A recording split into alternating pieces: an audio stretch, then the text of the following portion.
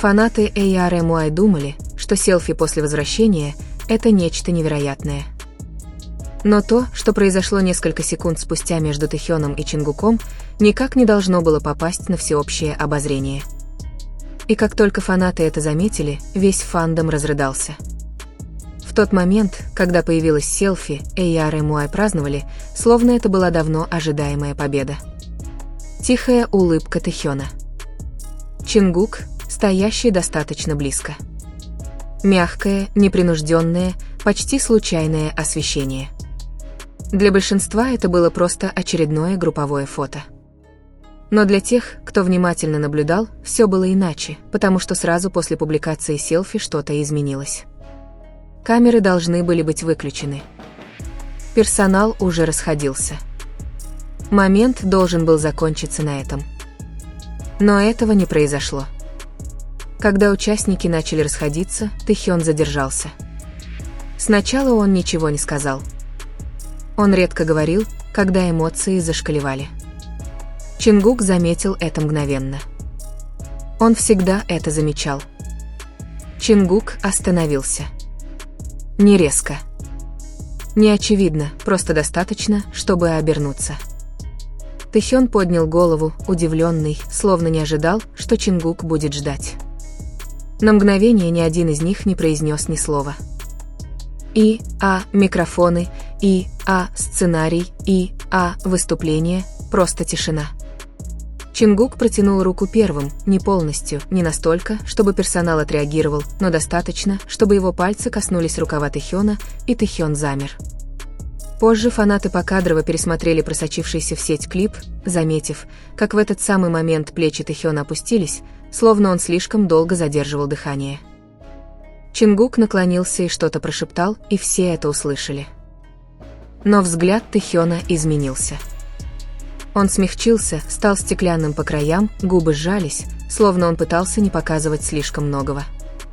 Он кивнул один раз, всего один раз. Затем он улыбнулся.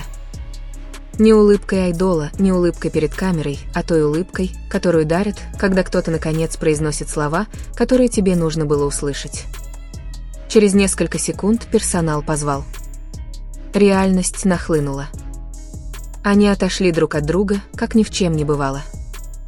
Но это было, и ARMY это почувствовали. В течение нескольких часов распространились теории. Всплыли новые видеоролики. Старые моменты пересматривались с новым смыслом. Фанаты заметили, как Чингук оставался ближе к ним до конца съемок. Как Тэхён постоянно поглядывал в его сторону, словно молча проверяя, как дела. Селфи было только началом. Скрытый момент после него стал настоящим камбэком, и ARMY не были готовы к тому, что это значит. То, что Чингук прошептал Тэхёну, не попало ни в один микрофон, но его влияние было невозможно скрыть. Позже той ночью, во время закулисной записи, которая никогда не предназначалась для публикации, камера одного из сотрудников слишком долго оставалась включенной. Видео получилось размытым, дрожащим, но мучительно четким в передаче эмоций. Тэхён сначала сидел один, листая что-то в телефоне с отстраненным выражением лица. Шум комнаты вокруг него затих. Он выглядел усталым, и макияж не мог это скрыть. Затем появился Чингук. Он не представился. Он никогда и не представлялся. Он сел рядом с Тэхёном так близко, что их колени соприкасались. Тэхён заметил это, но не отодвинулся. Вместо этого он медленно и долго выдохнул, словно ждал этого момента. Чингук тихо сказал: «Эй, тебе больше не нужно нести это в одиночку». Тэхён не ответил сразу, сжимая телефон в кулаках. Его челюсть сжалась. На секунду показалось, что он вот-вот отшутится, как всегда, но на этот раз он этого не сделал. «Ты обещал это раньше», — тихо сказал Тэхён. Не обвиняя, а просто честно. Чингук сглотнул. «Знаю. И тогда я нарушил обещание». После паузы, которая казалась тяжелее любой сценической тишины, «Но я здесь. Я больше не уйду». Именно тогда Тэхён посмотрел на него. По-настоящему посмотрел.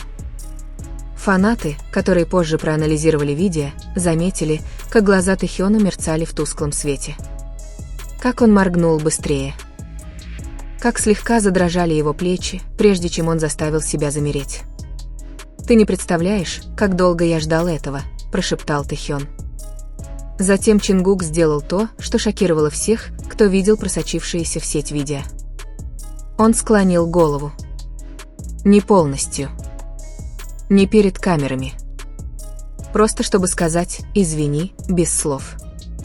Тэхён протянул руку и остановил его. «Не надо», — сказал он. «Просто остаться». И Чингук кивнул. С этого момента все изменилось. Во время репетиции Чингук стал ближе. Во время интервью Тэхён отвечал с большей уверенностью. Во время выступлений их взгляды длились на долю секунды дольше, чем нужно. ARMY это заметили. Они всегда это замечают. Потому что, когда два человека, которые когда-то были разлучены, наконец-то находят путь друг к другу, эту энергию невозможно подделать. И все же ARMY не знали, что это обещание будет проверено на прочность раньше, чем кто-либо ожидал, потому что всего через 48 часов за закрытыми дверями было принято решение, которое снова поставило Тэхёна и Чингука по разные стороны баррикад. Встреча была назначена без предупреждения, без камер, без стилистов, без улыбок, просто тихая комната, длинный стол и слова, которые в одночасье изменили бы атмосферу. Тэхёна изначально там быть не должно. Чингук узнал об этом случайно. Он услышал, как менеджер шепчет его имя в коридоре. Тон был резким и настойчивым. Что-то было не так. Когда Чингук вошел в комнату, Тэхён уже сидел один. Его поза была спокойной, почти отстраненной. Но Чингук сразу понял, что это не спокойствие. Это была сдержанность. Такая, какую надеваешь, когда уже знаешь результат, но все еще надеешься ошибиться. Объяснение последовало быстро. Слишком быстро. Из-за конфликтов в расписании и стратегии имиджа, сказал один из руководителей, сложив пальцы. Лучше всего на время свести к минимуму определенные взаимодействия. Свести к минимуму. Это слово повисло в воздухе, как предупреждение. Тэхён никак не отреагировал. Его лицо оставалось непроницаемым. Многолетний опыт научил его исчезать, когда это необходимо. Но Чингук наклонился вперед. «Что это значит?» – спросил он. Пауза. Это значит никакого совместного контента за кулисами. Никаких спонтанных появлений. Никакой ненужной близости. Чингук резко и безрадостно рассмеялся. «Значит, мы снова притворяемся». Тишина. Этого ответа было достаточно. Тэхён наконец заговорил. «Все в порядке», – тихо сказал он. «Я понимаю». Чингук повернулся к нему, широко раскрыв глаза. «Нет, не понимаешь», – сказал Чингук. «Ты просто привык это принимать». Тэхён не смотрел на него, потому что, если бы он посмотрел, он мог бы сломаться. Встреча закончилась вежливыми улыбками и пустыми заверениями. Как только дверь закрылась, в комнате стало холоднее. Они шли по коридору бок о бок, но не касаясь друг друга, уже следуя указаниям, которые еще даже не были введены в действие. На полпути Чингук остановился.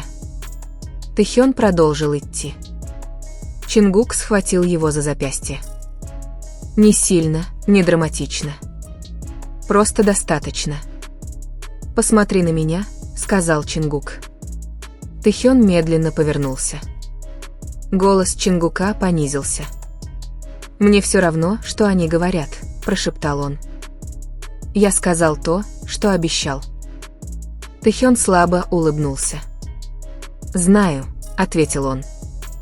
«Поэтому мне так больно». Они отпустили друг друга, прежде чем кто-либо успел что-либо увидеть. В тот вечер Тэхён ничего не публиковал.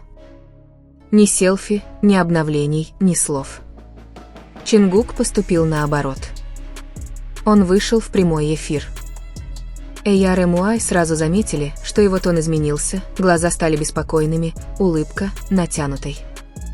В какой-то момент кто-то прокомментировал: «Ты в порядке?» Чингук помолчал. Затем тихо сказал: «Некоторые вещи сложнее, когда о них молчишь». ARMY замерли, потому что поняли, что что-то произошло. И какое бы решение не было принято за закрытыми дверями, это еще не конец.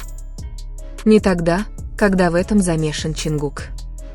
Никто не ожидал, что это всплывет наружу. Не после всех этих лет. Не после бесчисленных воспоминаний, скрытых за улыбками, смехом и идеально отрепетированными выступлениями. Но однажды поздним вечером в Сеуле среди небольшой группы ARMY в интернете начал распространяться частный видеоролик. Он не был частью официального контента.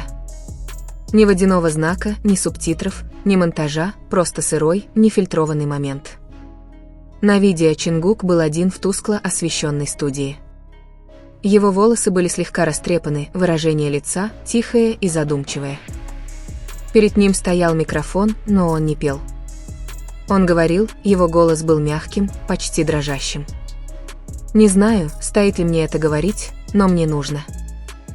Последовала пауза. Звук глубокого вдоха. Тэхён значит для меня больше, чем кто-либо когда-либо поймет. Фанаты, смотревшие слитый ролик, замерли. Это правда? Это монтаж? Тон был слишком искренним, слишком сырым, чтобы быть выдуманным. И впервые миллионы ARMY почувствовали, что стали свидетелями момента, который не был предназначен для публики. Это было не постановочно. Это не было фан-сервисом. Это было личное. Как только видео распространилось, ARMY пришли в эмоциональный всплеск. Хэштеги вроде «решетка Юнка Акценфесион» и «решетка Таека Актрут» стали популярными по всему миру. Некоторые фанаты плакали. Другие спорили, стоило ли вообще этим делиться. Но никто не мог отрицать эмоции в голосе Чингука. Он говорил о времени, когда не был уверен в себе. Когда слава казалась клеткой, а не мечтой. Он упомянул ночи, когда не мог спать. Когда груз ожиданий мешал дышать. Был один человек, который всегда это замечал. Он сказал, даже когда я пытался это скрыть, он все видел насквозь. Он говорил о Тэхёне. Он никогда много не говорил, но иногда просто садился рядом и напевал песню. Так я понимал, что я не один. Эти слова разбили сердце по всему миру. Потому что годами фанаты видели их химию на сцене. Смех, шутки, понятные только им двоим, тихие взгляды. Но когда Чингук так открыто и эмоционально признался в этом, все изменилось. Позже инсайдеры заявили, что клип взят из неизданного документального фильма 2020 года, периода, когда BTS готовили свой эмоциональный альбом BE во время пандемии. Все переживали трудности, были изолированы и пытались найти утешение в музыке. В ту ночь Чингук остался в студии надолго после того, как все ушли. Съемочная группа, думая, что он работает над вокалом, оставила включенной маленькую камеру. Вместо этого они запечатлели нечто глубоко человеческое. «Иногда мне кажется, что мир видит во мне только исполнителя», – прошептал Чингук в микрофон, но Тэхён напоминает мне, что я все еще просто я. После этих слов он мягко улыбнулся, редкой, хрупкой улыбкой. Я никогда не говорил ему этого напрямую. Может быть, когда-нибудь скажу. Он и не подозревал, что эти слова однажды достигнут миллионов и заставят плакать весь фандом. Когда в более позднем интервью Тэхёна спросили об утечке клипа, он не стал это отрицать. Вместо этого он опустил взгляд, слабо улыбнулся и сказал: «Думаю, есть вещи, которые люди говорят только тогда, когда действительно имеют в виду то, что имеют в виду». Он не стал вдаваться в подробности. Но фанаты заметили его глаза, стеклянные, полные эмоций, которые он пытался скрыть. Несколько дней спустя Тэхён опубликовал в Инстаграм историю, черно-белую фотографию микрофона с подписью «Некоторые слова и не нужно было говорить, но я рад, что они были сказаны». Интернет взорвался. Фанаты плакали. ТикТок и Твиттер заполонили видеоролики. Эмоциональный мост между Чингуком и Тэхёном. То, о чем всегда гадали, что всегда чувствовали, теперь приобрело неоспоримый вес. Речь шла не просто о дружбе. Речь шла о связи. Связь, выкованная в молчании, доверии и годах невысказанного понимания. Об этом когда-то рассказал близкий сотрудник. В трудные времена Чингук и Тэхён часто исчезали на несколько часов, не потому что избегали работы, а потому что поддерживали друг друга. Иногда они просто катались по Сеулу без определенной цели. В другое время они сидели у реки Ханган, не говоря ни слова. Эти тихие моменты, скрытые от камер, стали для них убежищем. Однажды вечером, после долгой записи, Чингук сказал продюсеру: «Тэхёну не нужно ничего говорить, чтобы мне стало лучше. Он просто существует, и этого достаточно». Эти слова глубоко запали ему в душу. Теперь, когда мир наконец услышал его признание, все поняли, что он имел в виду. В социальных сетях фанаты делились трогательными сообщениями: «Я плачу». Это не фан-сервис. Это настоящие эмоции. Их связь – нечто чистое. Для меня большая честь быть свидетелем этого. Если бы только Чингук знал, скольким из нас нужно было это услышать. Некоторые ARMY даже создали произведения искусства, стихи и песни, вдохновленные этим признанием. Это стало больше, чем просто вирусным видео. Это стало символом подлинной связи в индустрии, которая часто ее скрывает. Сила этого момента заключалась в его приватности. Чингук произнес эти слова не для камер или фанатов. Он говорил это от своего имени, возможно, чтобы переработать чувства, которые не мог выразить вслух. Тот факт, что это никогда не предназначалось для всеобщего обозрения, делал это священным, откровенным, настоящим. Даже Тэхён спустя несколько месяцев во время прямой трансляции сказал: «Иногда самые честные моменты случаются, когда никто не смотрит».